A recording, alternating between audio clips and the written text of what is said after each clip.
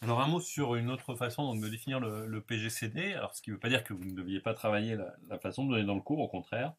L'idée est donc toujours d'avoir le plus d'outils possible, et puis évidemment, on va aboutir au même résultat. Donc là, l'idée, c'est d'utiliser le théorème, la proposition 1.8, dont on a reparlé vendredi en cours, qui je vous rappelle que si H est un sous-groupe de Z+, alors il existe un unique A dans N, tel que H soit égal à AZ. L'unicité, je ne vous en ai pas parlé, mais en fait, si on s'en donne deux, A et B, ben, on voit que A appartenant à l'un et B à l'autre, A divise B et B divise A. Et donc, si tous les deux sont positifs, ils sont égaux. D'accord? Donc, on va l'utiliser, ceci pour définir, en utilisant le fait que on a un sous-groupe, c'est-à-dire que AZ plus BZ forment un sous-groupe de Z+. Pour le prouver, bah, je vous laisse le regarder en détail, ça ne présente aucune difficulté. Le 0 est dedans, puisque 0 va bien s'écrire 0 fois A plus B fois 0. Et puis,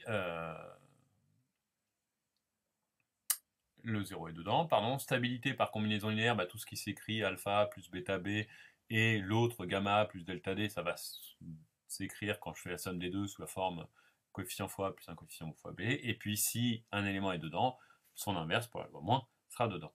Et donc en fait, on va pouvoir définir le PGCD comme étant l'unique générateur de ce groupe, d'accord, appartenant à N. Bon bah à partir de là, on va vérifier les propriétés du PGCD, essentiellement les propriétés de 2 qui ont été données, d'accord. On va les passer en revue assez rapidement. Un entier naturel par définition, et le PGCD ainsi défini est le plus grand diviseur commun, alors pour la relation d'ordre inférieur ou égal, et la relation d'ordre divise. Ici, on va faire les deux en même temps. Alors là, il faut noter que A, bah, ça s'écrit 0 fois A, 1 fois A, pardon, plus 0 fois B, donc ça appartient à AZ plus BZ. Ce qui veut dire que ça appartient au PGCD de A et de B.Z. Donc, on sait qu'on dispose d'un entier K tel que A soit égal à K fois ce qu'on a défini comme étant le PGCD de A et de B. Donc, le PGCD est un diviseur de A. Pour exactement les mêmes raisons, le PGCD est un diviseur de B. D'accord? De plus, on a une propriété qu'on va voir tout de suite, c'est celle qui fait tout fonctionner de notre point de vue, c'est que le PGCD, A et B, Z, bah, appartient à cet ensemble-là. D'accord? C'est-à-dire que le PGCD, je peux l'écrire, excusez-moi, je vais reprendre les choses un peu plus clairement, j'espère, on va essayer du moins. Donc, le PGCD de A et de B, je peux l'écrire comme le PGCD de A et de B fois 1, donc il appartient au sous-groupe engendré par A et B, c'est-à-dire qu'il appartient à AZ plus BZ. Donc on a directement la relation de Bezout, à savoir qu'il existe des coefficients U et V dans Z2, tels que le PGCD de A et de B soit égal à UA plus VB.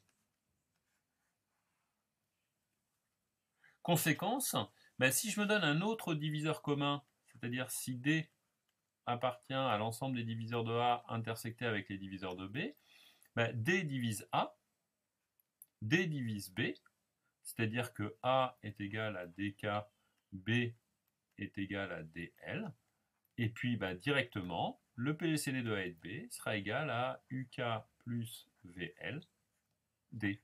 Donc D va diviser le PGCD. Donc D est bien le plus grand pour la relation d'ordre divise des PGCD. Et maintenant, comme D divise le PGCD de A et de B, que D et PGCD de A et B, enfin ce qu'on a défini comme étant le PGCD, sont positifs, ben on en déduit que D est aussi inférieur ou égal à A et B. Donc là, dans ce sens-là, on tombe tout de suite. Lorsqu'on va regarder le PGCD de A et de 0, eh ben, on va s'intéresser au sous-groupe AZ plus 0Z, et on va obtenir sans grande difficulté que c'est AZ. Donc, c'est-à-dire valeur absolue de A, Z. Donc, le PGCD de A est 0, c'est bien A. AZ plus BZ, c'est l'ensemble des AP plus BQ. Bah, c'est donc évidemment égal à BZ plus AZ, d'où le PGCD de A et B égale au PGCD de B et A. Lorsque l'on va multiplier par D un DA et DB, ben, on va obtenir que l'ensemble DAZ plus DBZ, ben, c'est égal à l'ensemble D point l'ensemble des AZ plus BZ. C'est-à-dire que tout élément là-dedans va bien s'écrire comme un élément dans AZ BZ que l'on multiplie par D.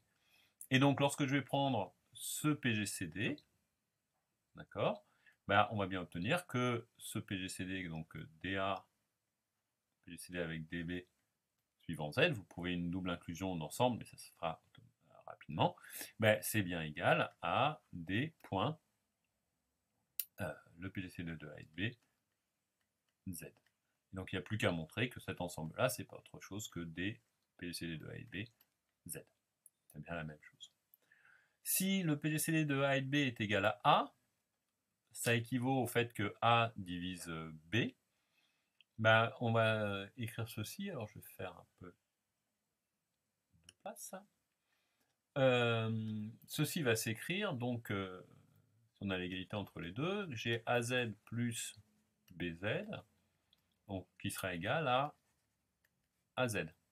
D'accord? Donc en particulier, B, qui est égal à 0 fois A plus 1 fois B, appartient à AZ, ce qui veut dire, ceci implique que B divise A.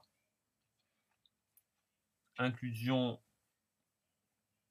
réciproque, bah, on va obtenir ce qu'on a immédiatement, à savoir que ce qui est toujours vrai, donc si je prends A qui divise B, alors ceci me donne que BZ est inclus dans AZ, et donc l'ensemble AZ plus BZ sera en fait inclus dans AZ. Et comme AZ est toujours inclus dans AZ plus BZ, puisqu'il suffit que je prenne des 0 sur B, ben on a l'égalité entre les deux, et donc le PGCD vaut bien A. Et puis pareil pour les valeurs absolues, puisque AZ, c'est la même chose que valeur absolue de AZ. D'accord ? L'idée est simplement d'écrire que valeur absolue de A fois P pour l'ensemble des P dans Z, c'est la même chose que l'ensemble des AP tels que P est dans Z. Si A est positif, évidemment, c'est la même chose. Et si A est négatif, en fait, ben, on constate qu'on a un moins là et que ce moins A, il suffit de le faire glisser sur le moins P pour avoir l'égalité et bien avoir la même chose. Ce qui nous donne directement la propriété de Bezout, et donc on a toutes les propriétés voulues. La seule que l'on n'ait pas a priori directement, c'est celle-ci, dont on n'a pas plus besoin pour l'algorithme, enfin, on a besoin pour l'algorithme de Bezout en pratique, mais pas pour le résultat de Bezout, on a besoin pour l'algorithme d'Euclide. Mais en fait, ce qu'on va noter ici, c'est que A moins BQ Z plus BZ, ceci est évidemment inclus dans AZ plus BZ. Alors pourquoi? Parce que tout élément qui est là-dedans va s'écrire A moins BQ U plus BV.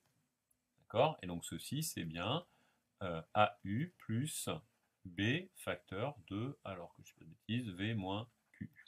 Donc cette inclusion-là vient directement.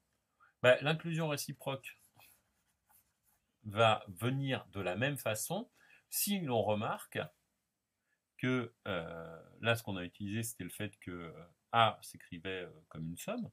Mais donc, quand je vais écrire AZ plus BZ, un élément de ceci, d'accord, ben, un élément de ceci, ça s'écrit AP plus BR, et donc ça s'écrit sous la forme A moins BQ, P, plus B facteur de R plus PQ. D'accord? Et donc c'est bien inclus dans A moins BQ Z plus BZ. D'accord? Ce qui revient en fait à la même chose. en notant de l'autre côté que A moins BQ, c'est pas autre chose que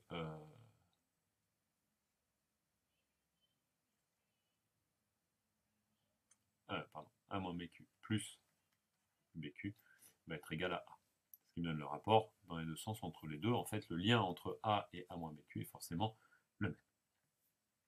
Voilà pour toutes les propriétés définies avec ce PGCD qui nous donne une définition assez simple et très efficace.